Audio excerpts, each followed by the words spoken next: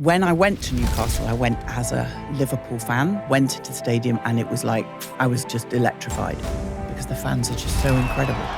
And so leaving was the hardest thing I've ever done. You've got to build your business plan, you've got to raise your money. How are you going to develop the stadium, the infrastructure? So we had to go in and think we have to do everything. Never fear a storm. Be ready to adapt. The skill is staying true to ourselves. Amanda, welcome to High Performance. It's lovely to be here. Very excited to be here today. You seem to be a master of getting deals over the line, of bringing people together, of turning big dreams into big realities. What is the secret to doing big things in life?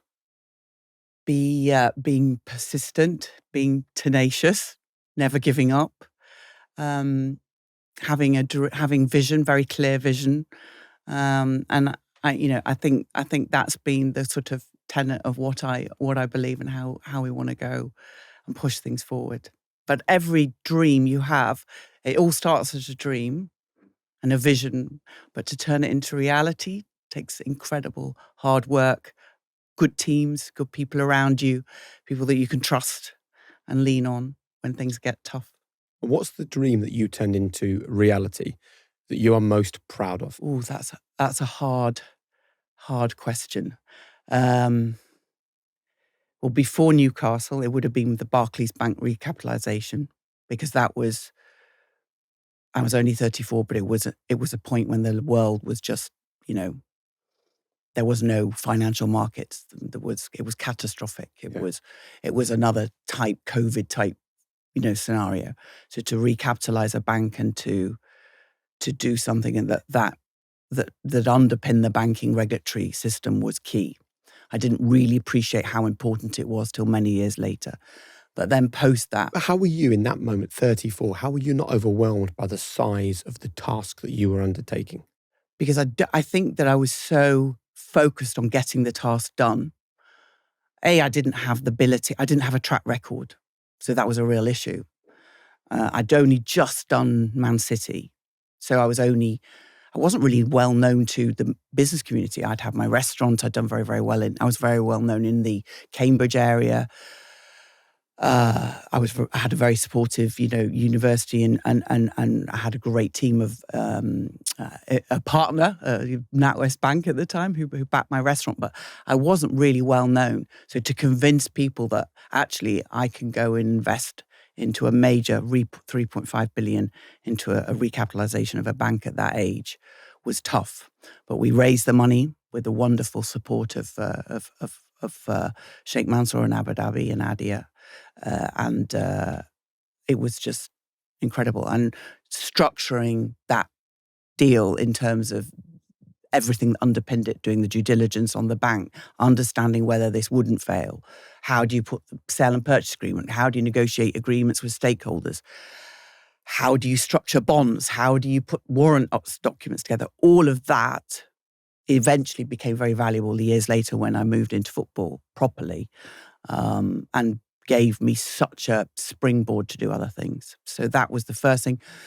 Obviously, the thing I'm most proud of today is non-business. When I don't, obviously my son, but apart from Lexi, definitely not Newcastle and everything we did with the wonderful fans and the privilege it was to work with them. It was just an incredible team of people.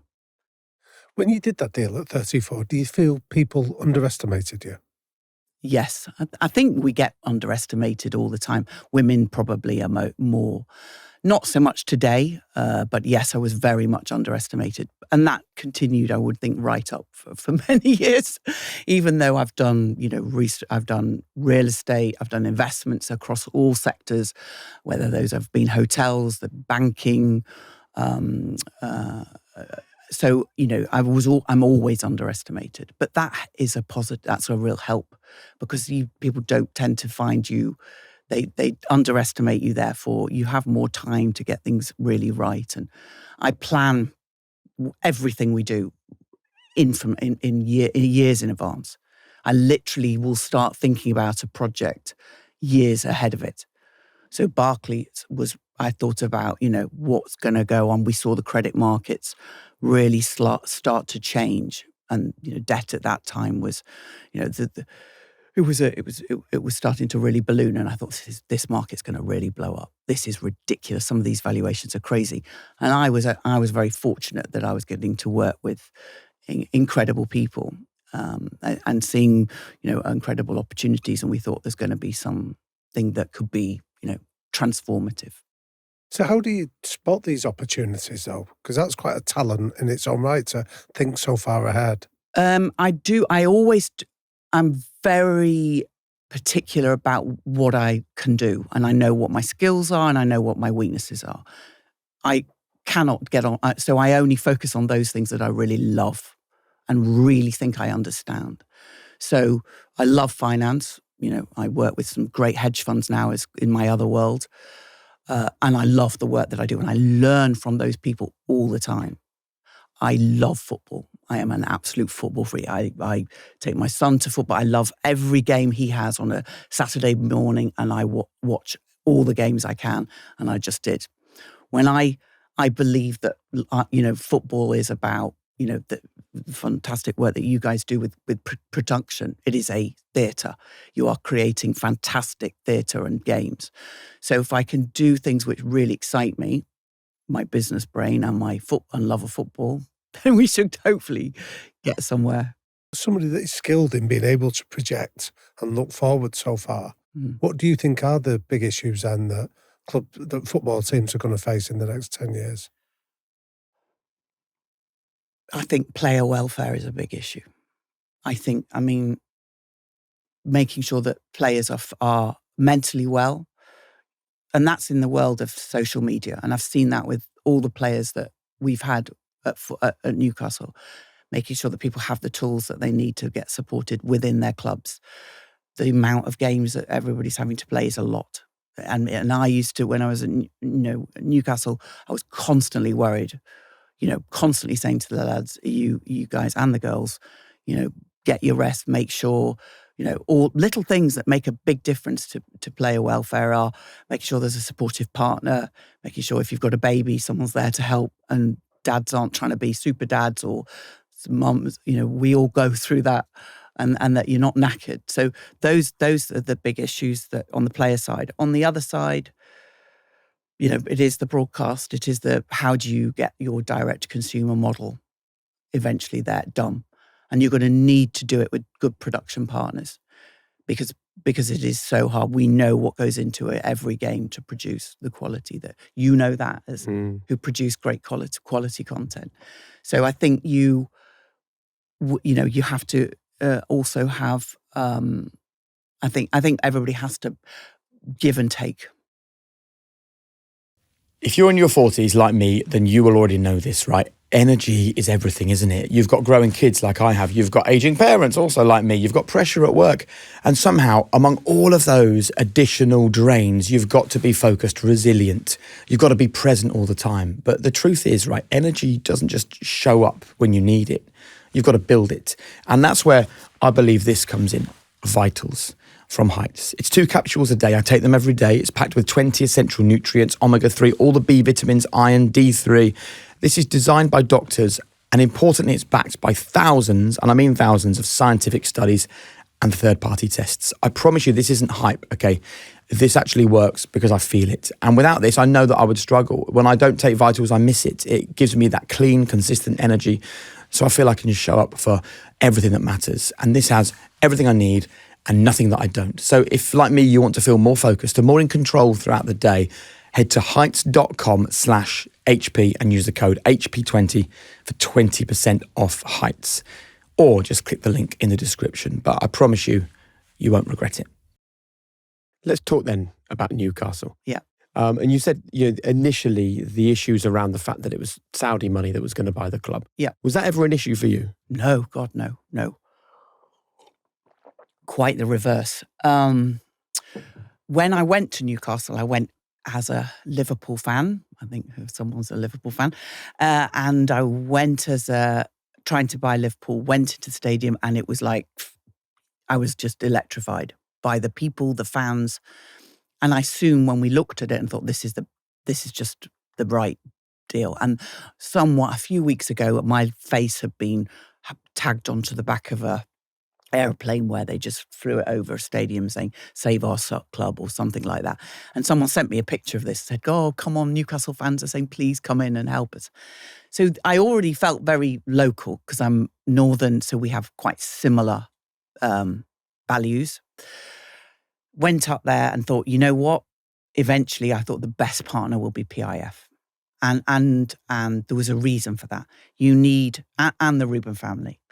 But you have to have, what Newcastle needed was very patient capital, very long, and a very young demographic. So the Saudi fans were very young, are passionate about football, and I know that from my experience, but nobody else really knew that at that point. I mean, look how well they did in the Al Hilal Club World Cup. Yeah. So,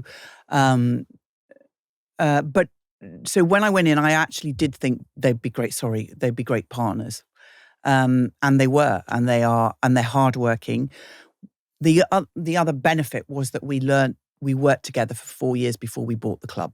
So we got to know each other very well. And Yasser's, how high can you jump? Well, if you get there, you just got to get higher. So you know that. And he's got a really good ability to inspire people, to give them boundaries, but to also give boundaries. Yeah. And to say, this is your job, this is what you've got to do. Also, when you get there, you almost want to, you want to do well because you want to say, we've done this, we've got there, when everybody thought we'd never get there. So as partners, they were so professional, so hardworking, but as hardworking as we were. Jamie, obviously, Reuben, hugely exactly, and Simon and David, the whole family were just very focused. So I was lucky. So let's talk then, and I'm very excited about this conversation, how you buy a Premier League football club. Okay. I mean, what is literally the first thing you do? So your first for us was finding value. So we wanted to find something that represented good value. Yeah. So there were a lot of valuations that were toppy, and so there were some clubs that just weren't achievable. You got to find a willing seller. We were lucky with Newcastle. We had a willing seller. If you don't have a willing seller, it doesn't really work. That was the starting point. We knew it was going to be difficult. And don't ever think it's not going to be the hardest thing you ever do, because it really is. You've got to build your business plan. You've got to raise your money. You've got to put not just the football plan, but how you're going to develop the stadium, the infrastructure. What are the existing football? When we looked at Newcastle, there was very little of anything. There was a great team of very core people, but there was no C-suite. So we had to go in and think we have to do everything. That means I'm going to have to negotiate and go back to my old days, contracts. You're going to have to draft at the time. For players? Sometimes, yes, draft player contracts. You'll have to do, so those days, years ago, all of that help from years ago. You're going to have to be able to look at sale and purchase agreements. You're going to have to negotiate warranties with sellers, and you're going to have to make sure that when you're buying players, those similar warranties are in place. You've got to make sure you put the most important thing for us when we bought Newcastle was coach. And luckily there was a great, Graham Jones was fantastic. And he was really helpful when I said I remember the Brighton game, we desperately wanted Eddie to come and join us. And I think Eddie was coming up for that first game. But to get Eddie, we had to go through, we interviewed over 30 people. Wow. And we looked at every player, and there was 2 outstanding candidates. One was Unai Emery and Eddie. And Eddie was just unbelievable. But he didn't have he had a track record of getting up, but he just obviously had Bournemouth relegated. So there's a lot of people that were saying to me, because there's a lot of agents that are thinking, well, I don't want them to take Eddie because I don't get paid. So they'd be saying, well, that guy, if you take him, you'll be relegated. And Amanda, I know that, I know you're not very well versed in football. This is very new to you. We don't want you to look stupid. And so you'd say, thank you, appreciate that. So luckily, you've got to rely on your fantastic board, which was there, which we had him from day one. So we had a great board infrastructure with, the PIF team. At the time, we had lovely Mohamed Ablehead and Jacobo Solis and Yasser and all of the senior team. And they were so good. And Yasser has a very good sense and loved Eddie straight away. And he didn't really get to speak to Unai, but it was the perfect manager. And God, he's just extraordinary. And so what was the thing that Eddie said or did in the interview that made you go, oh, okay, this is special? It was what he said that he didn't do well. And I think he also, for me, I mean, that maybe not to anybody else, but I remember he talked about the tough, what happened in the past and relegated. I was more excited about him being relegated and going through that battle and having done that without a serious amount of money. Because I also knew that we didn't have any real revenues, commercial revenue. And what did he say that he learned in that time that impressed you? His presentation was very good. He was very well versed. He knew that we were taking a chance. He has very low ego. He's very intelligent. He's just such a nice guy. I mean, you will know that. It was such a privilege for me to count him as a friend today, and also to work and learn. And I'm quite selfish. I love working with good people because I suck all their good stuff, take as much as I can, and then I can take it on. Yeah. And it's so I'm a bit of a magpie. So and did he have any doubts? Because I think it was I know he wasn't working at the time, but it was a big deal for him. Yes. I'm sure he did. I mean, you've talked to him. I'm sure he had a lot of doubt. What did he want to know from you then? I was so convinced. I said that there was a lot of press stuff about the club, and there was so much issue. There was a lot of bad press around us at the time. Funding. How would we? Making sure we had sufficient capital to fund the transfer windows, the players that we loved. Obviously, I had a relationship with Kieran Trippier, which I knew he did.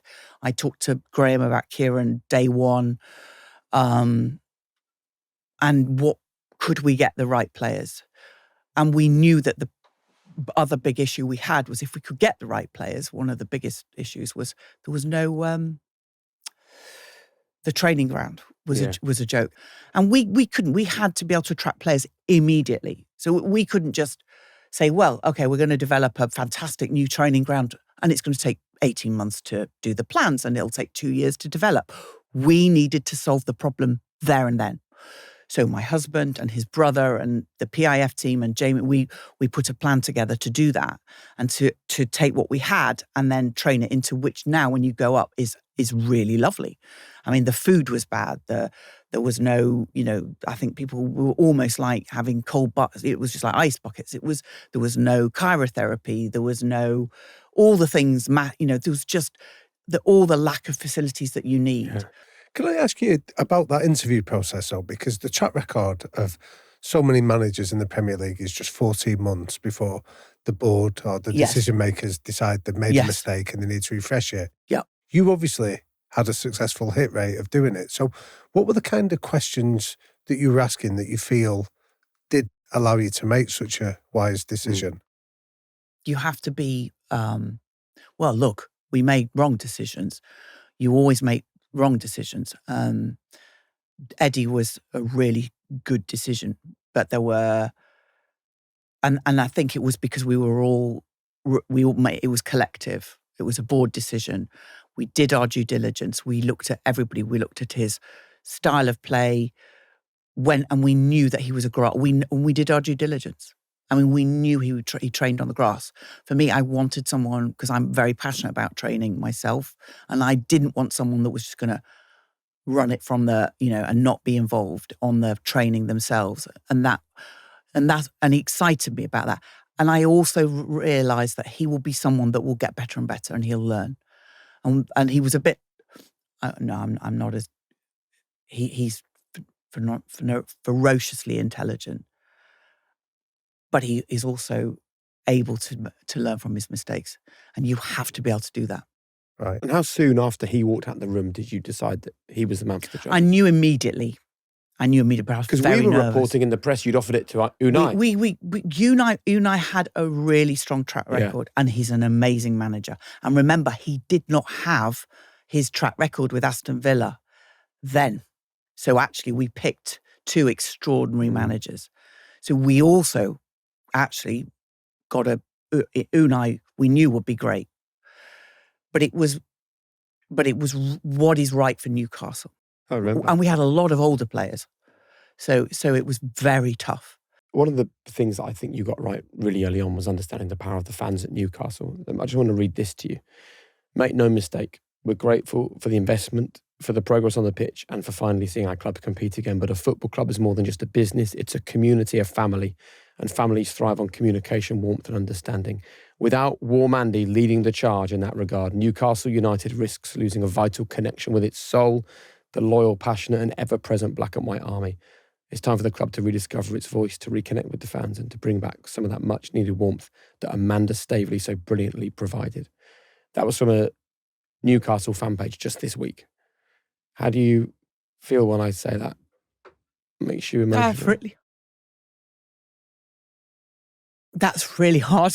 God, sorry. That's really hard. Sorry, that's really... All right. Would you like a tissue? Sorry, I didn't mean to... No, it is really hard. Sorry, I didn't expect to cry. I did. Don't worry. I always cry. Bloody hell. That's really hard. Sorry, love. That is really hard because that is really lovely. And that's why I went into Newcastle, because the fans are just so incredible. And they really are. And so leaving was the hardest thing I've ever done. Really. And it took a long time to understand that you have to do what's right for the club. And PIF is going to be an incredible partner for Newcastle and the Rubens. So leaving it in very safe hands. But that connection is extraordinary because I love all of the fans, and seeing that at the Carabao Cup and being just the lack of, there's just so many good people with great hearts who put so much into that club and into the community and into everything about it. So it was, for me, a privilege. Every day I will go to work thinking, God, I am so lucky to do this job. Even to go into the Premier League meetings when it was really tough and we were having to, we were exhausted and I was screaming. I was sleeping separately to my husband at the time.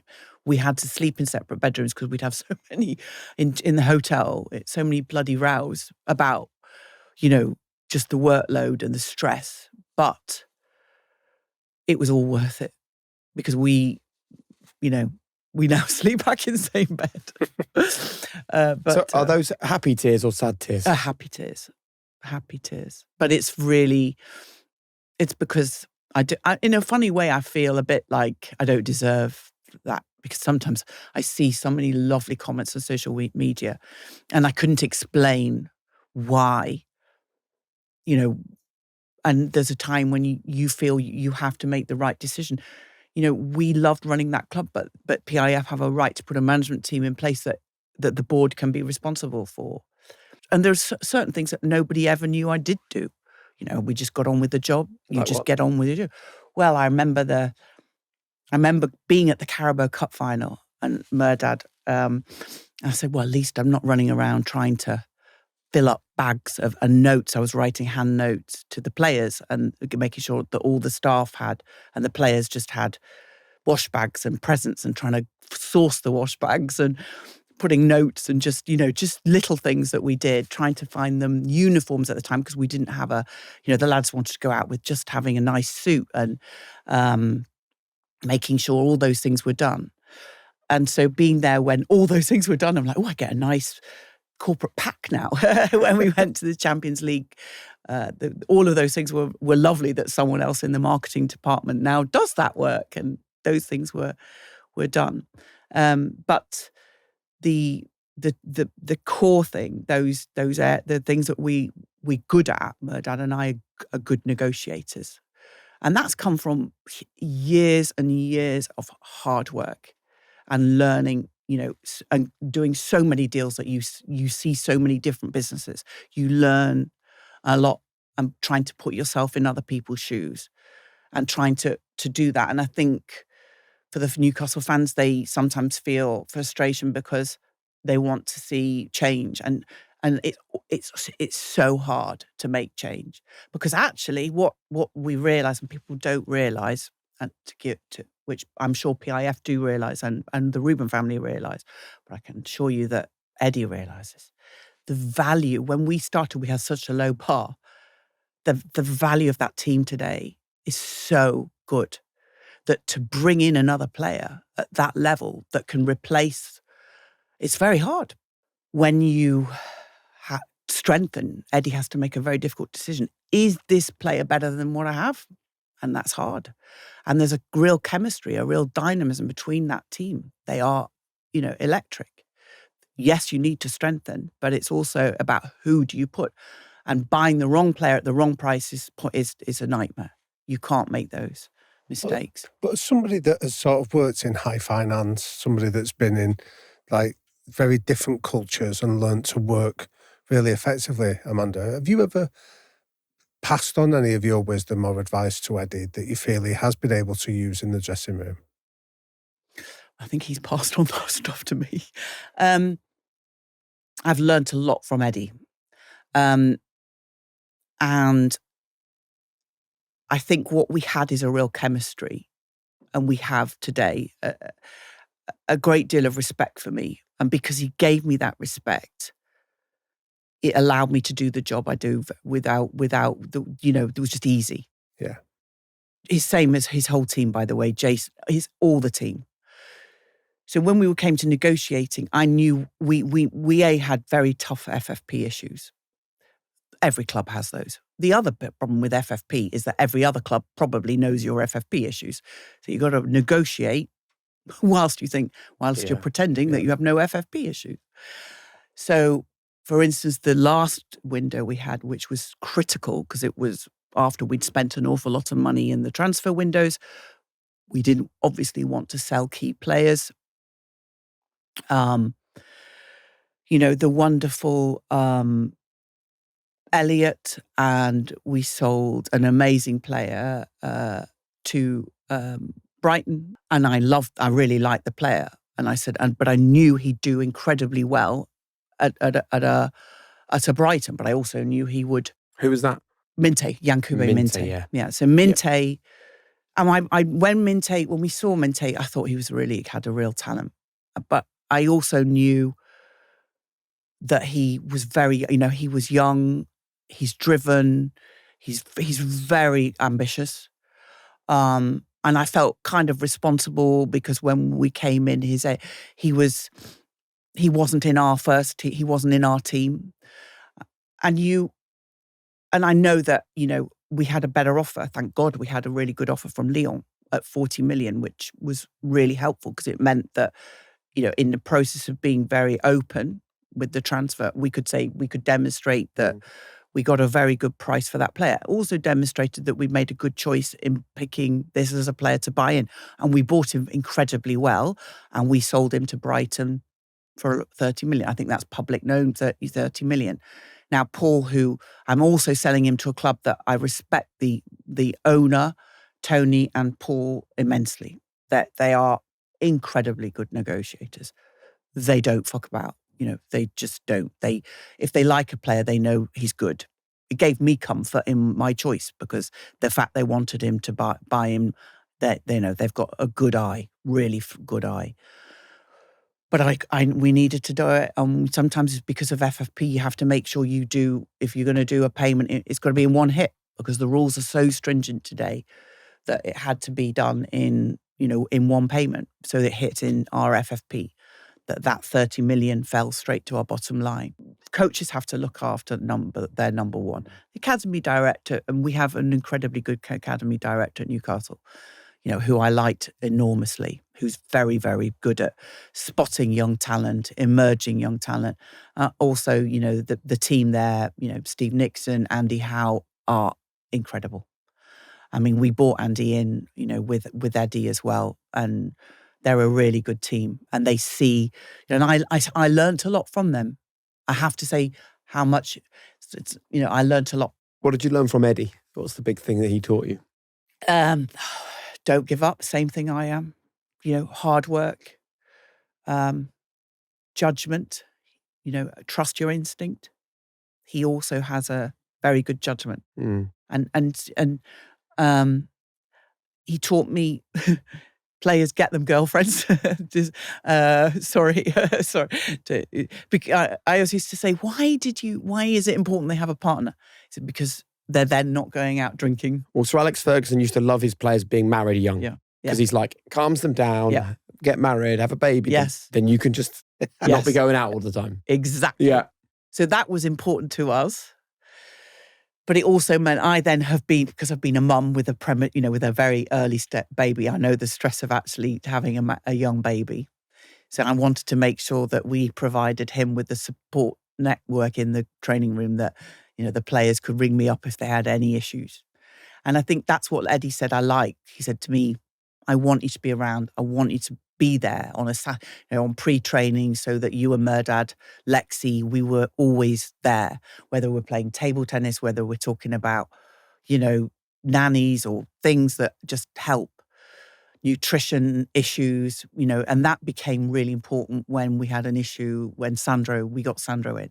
So that became, really important because he was facing a huge issue. And so that relationship that we built was very important. He'd been, like Alexandre said, had been on top of our list for ages, and we just thought we were never going to be able to afford him or get him, but he's got such a talent. I get frustrated at my lack, I don't speak Italian, so that used to really frustrate me, that my Italian, whereas my French is pretty good, my Italian is awful. And I felt when we got him in and he had the issue, we wanted to give him as much support and say, addiction, we understand very well. This issue, we understand very well through many relationships I have. We thought he must be terrified. He's coming to a new club. This is an environment and the way he dealt with this issue with such humility, and he worked so hard to deal with all his demons and overcome all those demons, and we knew he'd become the most incredible midfielder. Now, also we knew that he was in the right club because we knew that the Newcastle fans would be so protective of him. So I said to him, this is going to be the best thing that happens for you, your career. You're going to get a year out where you're going to be able to train with the best guy in the world. You're going to learn so we can communicate. You've got the best people like Yasser who understand this, and Eddie and Merdad and Jamie and all of the board were so supportive of what he needed. So I think very early on we made sure he was first weekend we had him, I think he was sat in front of me or in the suite to show people that, we want him to know how supportive we are. And young kids, young footballers are facing this all the time. Imagine, people forget, it's like, for football, I always used to think it's like saying to an alcoholic, okay, yes, you've got a problem with alcohol, but we're going to let you work in a bar and you're going to have to serve alcohol every day to people, but you're not allowed to touch the drink. For some people, that must be like football. And you've got pretty, everybody goes, they earn a lot of money. Well, they've got pretty solitary lives. Yeah. They train hard, they don't drink, they work hard.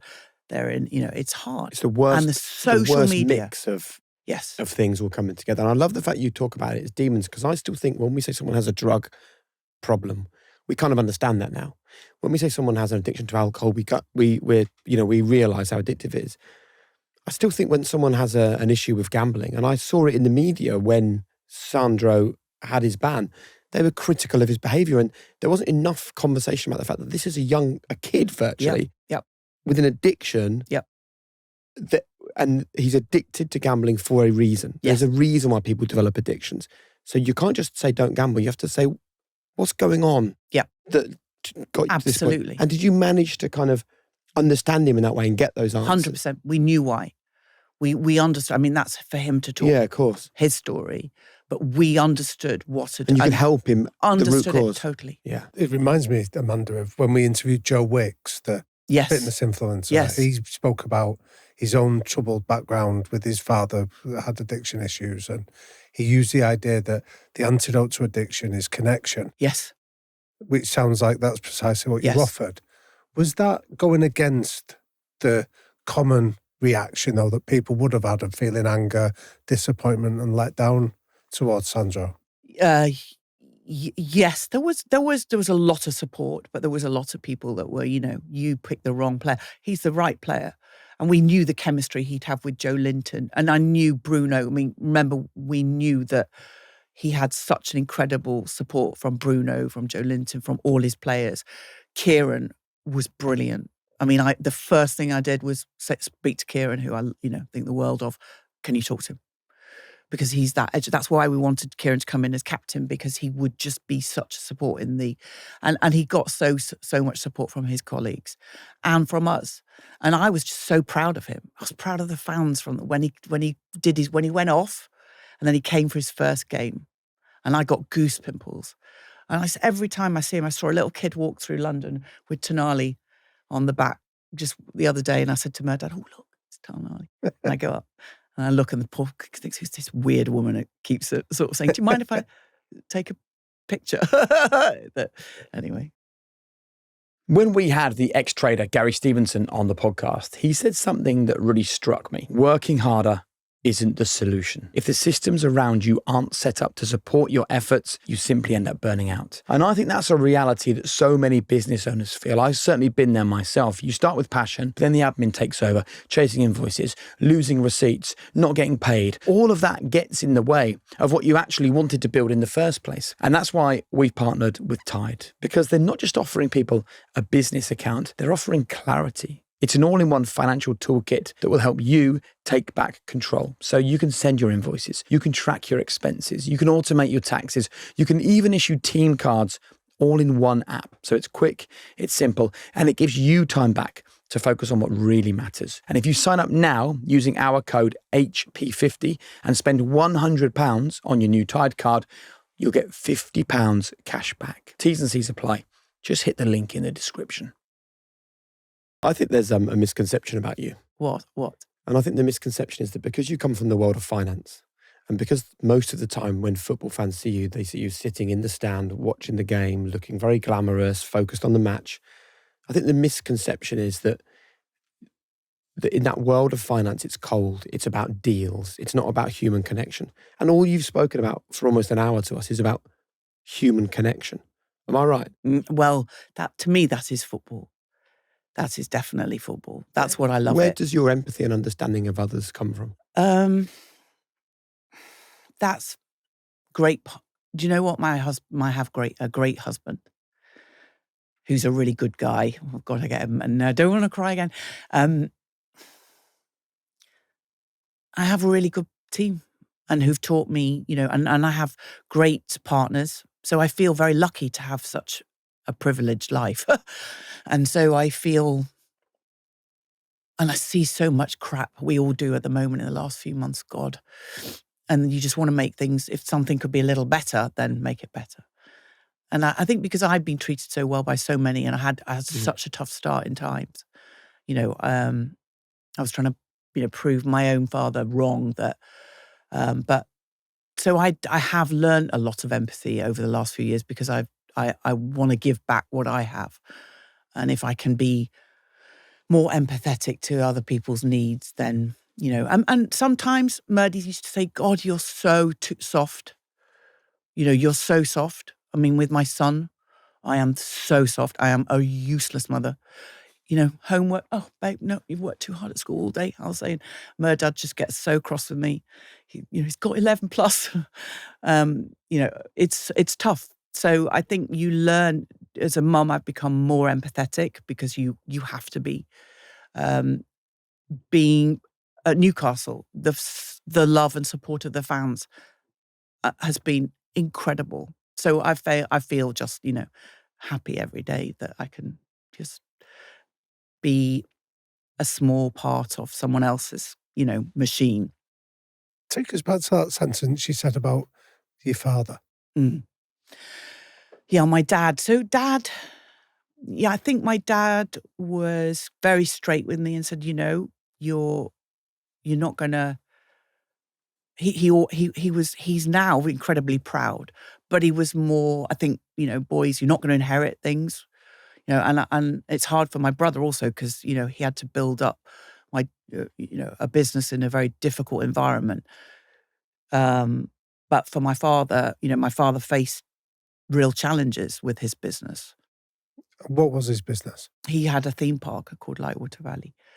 And my dad said, you're not going to inherit, but, but you're going to marry, and he was. I mean, he said it's much easier to be wealthy, to marry a good-looking, God, I shouldn't say that. He said, just go marry well. And he said, because life, he wanted me to have an easy life. Doesn't every dad want their daughter to have a much easier life?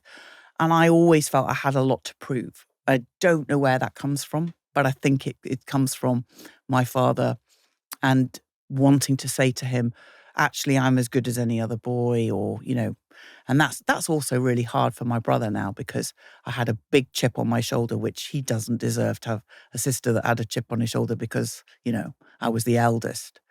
And, he's done an incredible job with my dad's business, and it was in quite a tough time when he took it over. So I'm really proud of the work he's done.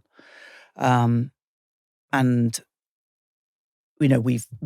I've learned a lot from, my family. I have a great support network in my, in that. And my husband recognized that in me. He recognized that desire to prove everything.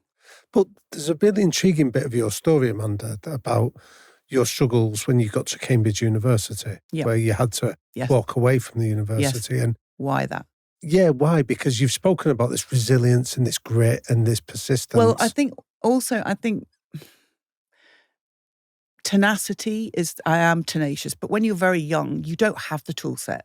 Right. And I had, I've been very open about, I had problems with, eating, and I had problems with things that I didn't really want to talk about openly, but I did talk about much later.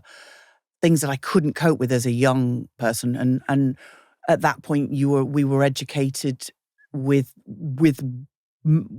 just women, and being educated with men, I was not very confident, not about what I looked like, or, and I still am not, which my husband gets so frustrated because I'm just not confident. He said, why are you not confident? But that age, one wonderful thing about getting older is you build that confidence back into your system. So I think I always felt that I kind of failed early and I didn't fulfill my full potential. And I did my A-levels in 1 year. Sometimes I wish, I'd taken a long time to explore, my being young and not going straight into business. I borrowed, stocks was bought because I borrowed 180,000 from NatWest Bank. It took huge tenacity to convince a bank manager to lend me that money, at 21. But where did that come from? Like the courage to go into the restaurant industry? I don't know. Particularly when university had been such a struggle just a few years before.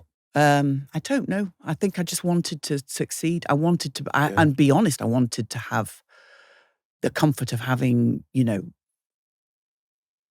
money, if I'm honest. I mean, not having, the security of having, and also when you're younger, you have much more. You don't have anything to lose. If I lost, you could try everything. You only become less risky when you have a lot to lose. So I threw everything into life. I didn't know about the Huntingtons at that point, obviously. So I was able to just throw everything into my life and say, I want to be the best version of myself. And I was a good athlete. I still am, sport is a big part of what I am. So I just didn't want to let myself down. I didn't want to let my dad down, my family, my wonderful grandfather, who was just incredible. But what would 52-year-old Amanda go back if you could see that 18-year-old girl struggling at Cambridge University? What would you want to tell her? just I think courage, just because you don't have those tool set at that age. Funny enough, I created them, not at 18, but I went through this with Merdad last night because he asked me actually a very similar question, but not at 18. He said, what did give you the courage eventually? And I said, do you know what? Do you remember we were at a Chelsea game a few weeks ago and we met J.J. Abrams, the producer of Alien. And I was like a star in the headlight, literally. I was like, do you know who it is? He did Alias. And he said, why do you know so much about Alias? I said, do you remember? I used to pretend I was Jennifer Garner. So before I go into any big meetings, I used to think, before I did the Barclays deal or Man City or, stocks or whatever, I used to think, how am I going to cope with these meetings? And I used to pretend I was a super spy and capable of, all these things. And I had all this, and I just used to say, Jennifer Garner. And my secretary, Jo, who's been with me forever and is kind of like my surrogate mom, she'd say, Jennifer Garner, get yourself together, be Alias. So I did that, and it did give me, and like women do these power moves, people do these things.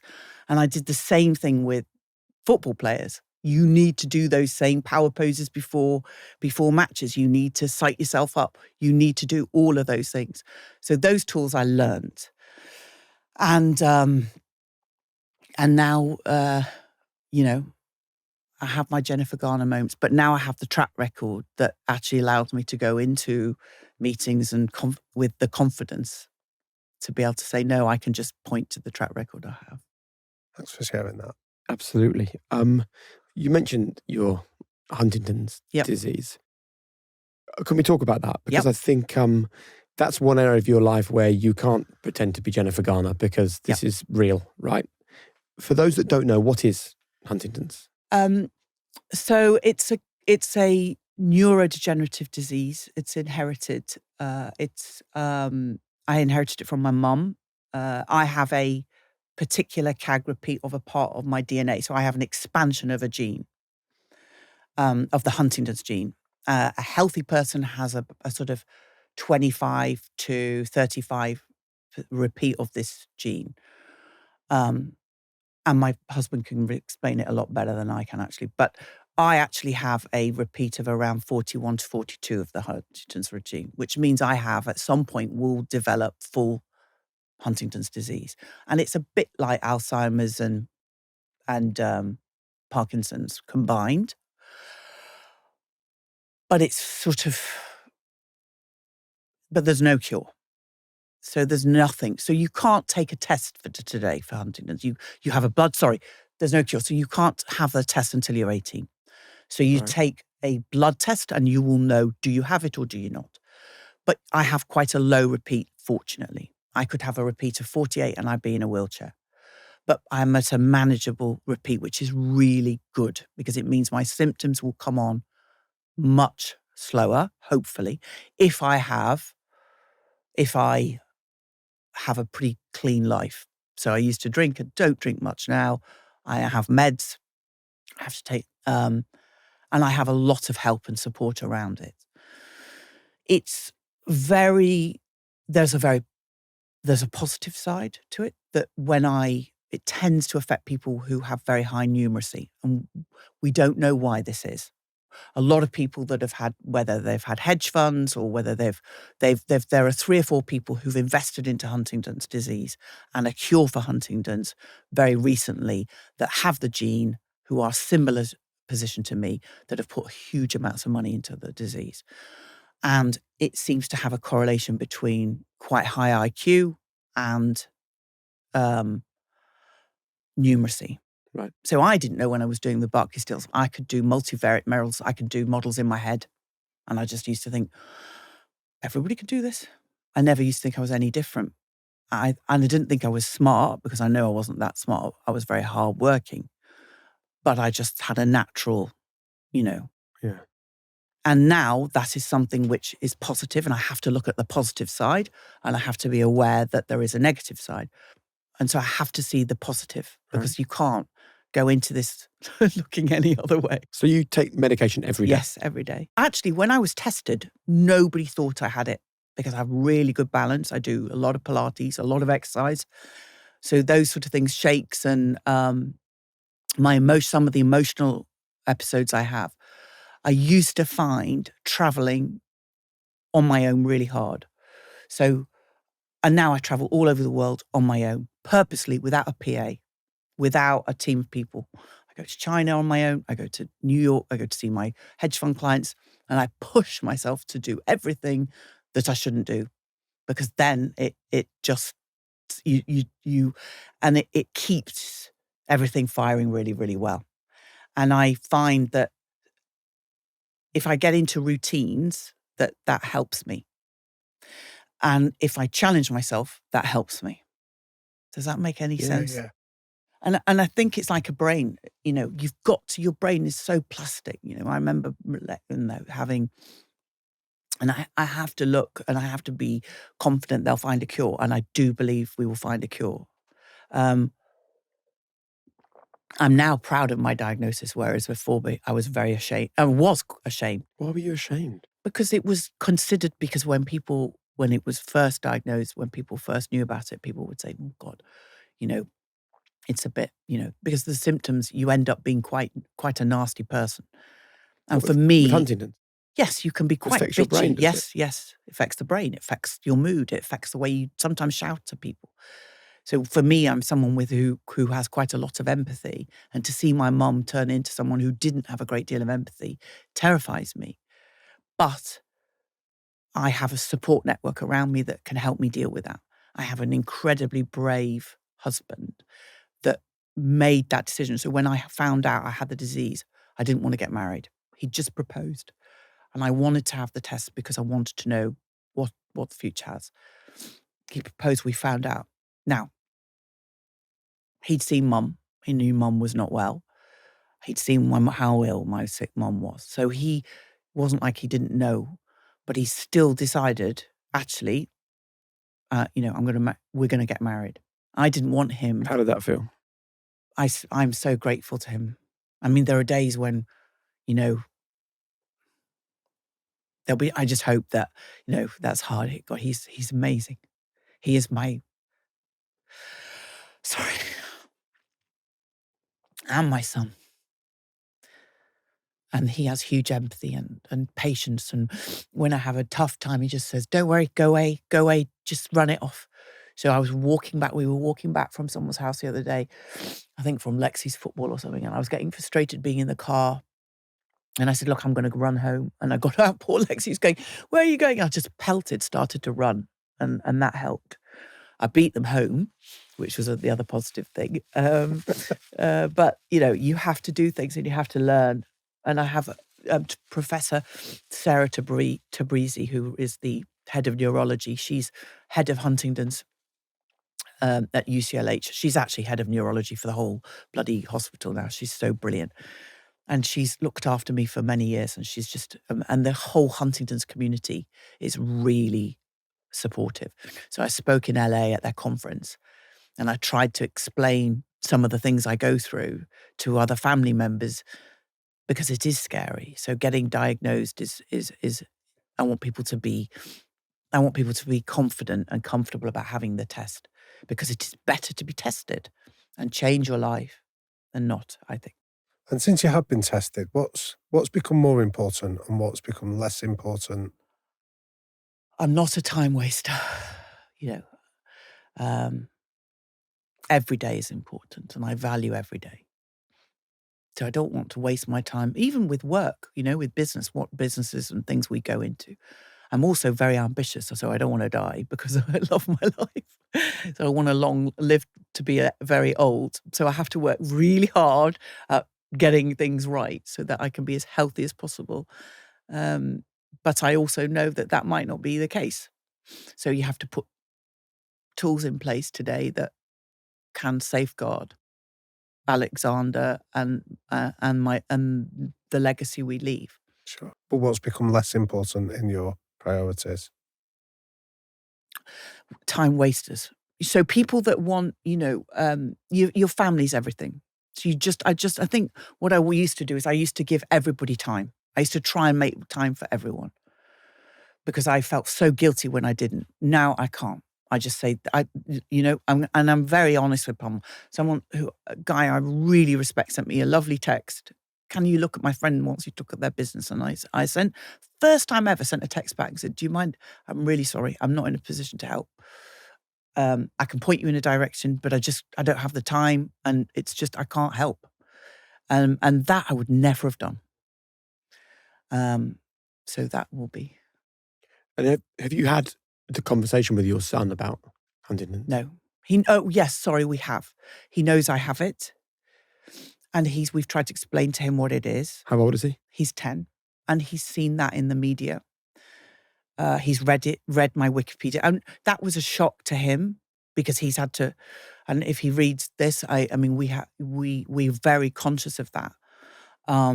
He's also very proud of, me, and we explain when I have, Merdad explained to him, sometimes Mummy might go a bit mad. And then he said, Mummy never gets cross. And that, I suddenly thought, of course, he never sees me angry. Yeah. Because I never tend to lose my temper with him. Because he's just like, so, but he will now. He will see that as he gets older. Can we also talk about the lessons you learned from your son being born so prematurely? Yes. Oh God, he is a superstar. He's our absolute rock star. He was born at 26 weeks. He was as small as smaller than my hand, 858 grams. So, and actually so extraordinary that, when my waters broke at 25 weeks, we were told to have a termination. So my husband, who is my other rock star, we were determined we were going to have him, however tough life was going to get. And he's just come into this world, a total fighter. And to see him grow into, I was thinking he's this small. And then, now he's athletics, he's won every athletics award in the last few weeks. So to see him go from that tiny little thing in my hand that we were told would never walk, would never talk properly, wouldn't be able to, cope, would be born into a plastic bag and we'd be better having a termination, to see that, we're just so proud of him. And there was an interesting moment before we started recording when our producer Will told you that he too was born at 26 weeks, right? I was shocked. And you then said straight away, how old are you? And when he told you he's in his 40s, you said, what a relief. It is a relief because he's so tall. I loved it. No, because of course, my other friend, I have to say, I've got another director friend who was also born at 26 weeks. So I was so relieved because you think, hang on, amazing. And Lexi had all the incredible support of UCLH. And we got to UCL, they were amazing. I mean, the hospital, the team, it was incredible. I've really enjoyed getting to know the person behind the headlines, behind the stories, and sometimes behind the things that I read online. Yeah. And I wonder whether, with all of these reminders of mortality and this lovely conversation about the stuff that actually really is important in life, personal connection, relationships, family, love, how you cope with the things that do come your way when you're in the public eye, the kind of criticism that feels so unfair and so unkind? I used to, I had a time when I got quite a lot of, I've been also very fortunate that there's been a lot of very positive comments. Yeah. So what I tried to do is look at the positive comments and things. And I think actually the media's been very fair. So I've been very lucky and fortunate. I've had online criticism. A lot of people say, oh, she's had a facelift. She's had a boob job. I wish. I've never had a facelift. I've had no plastic surgery at all. And I wish I had. So when you, because you have to look a certain way, and I'm 52, I'm like not a young, and so I used to be very conscious of my figure. I was quite shy. So I used to find criticism really tough. But now, older, I take it, I just try to ignore it and get used to it. I think the Sunderland fans were pretty much the worst I've ever when we beat Sunderland. But I was expecting that. And how did you cope with that? You have to just. I rang Lee Marshall at the club and said that I just want to kind of talk this through with you. But what I wanted for the players, because I'm far more aware of it for the players because they have to deal with it all the time. Actually, anybody in today's public eye, and you have to either. I don't follow. I don't read. I don't have a Twitter account. I have Instagram, but I don't. I read Twitter. I nick my husband's, but I don't. Because I'd never get any work done, and because of Huntington's, I have very little filter. So we protect. He says you cannot have a Twitter account because you just that's it. And so we just try and deal with that way. And we've spoken about the different roles that you play, a mum, Yes. a daughter, a partner, a businesswoman. I'm interested in how you juggle all those identities and, significantly, which one do you sort of draw on most when times do get tough? I think when times are tough, it's always you go back to, your son, your husband. Being a mother is the most important role I have. And the privilege of being a mum to Alexander, that makes it all very much easier, but it's hard. It's really hard. I have a lot of support and I have to juggle a lot of balls. So there's stories about movies being made about your life. There's articles, books, all kinds of things written and said about you. Do you ever stop just to think, what an incredible journey this has been? I stop to think I'm very lucky. And I stop to think, but I also realise I've had to work incredibly hard, and none of it's been easy. So I think why I wanted to kind of speak to you today was I've watched and read and listened to your podcast to get ideas about how I deal with other situations that come up, especially when you're dealing with high performance athletes and they've got a lot of issues.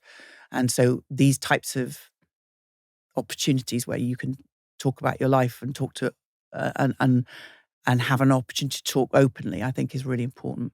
So the final question then before we move to our quick fires, which you will know because you listen to the show.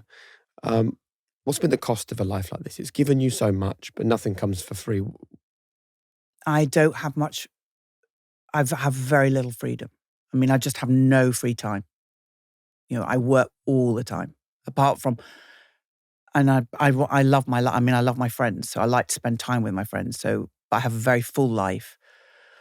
But sometimes I worry that I don't give enough to I get a guilt. You always feel that I want to build a great business. I want to leave a legacy, but equally so, I wish I could spend every moment with Lexi because that's what I would love to do. Will there ever be a day, you think, where you go, do you know what, I've really done, like you talk about wanting to prove your father wrong as a young girl. Will there ever be a day where you think, do you know what, I have done it. I have proved not just him, but everyone else. I've scaled the mountain. Now I stop. Now I prioritize myself, my son, my friends. Do you ever see that day? I think there'll always be a balance. I think luckily my friends and family know that work's really important. And I think I'd be kind of a different person, but they'll always come first. But, they've got a lot of things I want to do, a lot of new opportunities ahead of me that I want to really take. And I want to be able to, develop our new fund. And that's going to take, a lot of hard work. So invest in some great sporting businesses. And, the one great thing is, Alexander gets to meet fantastic people and work in an area that he loves. So he gets to come on that journey with us. So luckily he adores football. I mean, Christ, he loves football. So in a way. As much as his mum? Even more. Even more. Right, quick fire questions. What are the 3 non-negotiable behaviours that you think are most important in life? Tenacity, integrity, and just don't give up. Be true to yourself. Brilliant. What advice would you give to a younger? Don't smoke. I used to smoke. I gave up. Don't go to you don't have to say yes to every opportunity. You have to be selective. If you could go back to one moment in your life, where would you go and why? Carabao Cup final. Really? Yeah. Crying with Ant and Deck. Lovely. What's the single best piece of advice you've ever received and why? Ooh, probably my husband said my husband this morning. Make sure you finish your sentences because he says you constantly you start your sentence, you've immediately moved on to something else in your head, and you never finish your sentences. Oh, I thought your sentence completion's been exceptionally good over the last hour or so. Thank you. And the final question, Amanda, after this, truly exceptional episode, and thank you very much for being so honest, so vulnerable, and sharing so much with us, is for everyone watching and listening, your golden rule for living a high-performance life. Don't give up. It's the same. I think it's the same as, you've just got to keep going. You've just got to be consistent, and everything there'll be so many people that come up and say, life is seriously difficult, and for all of us, especially in this environment, in today's world. And so you just got to keep thinking you can move forward. Incredible. Thank you so much for your time.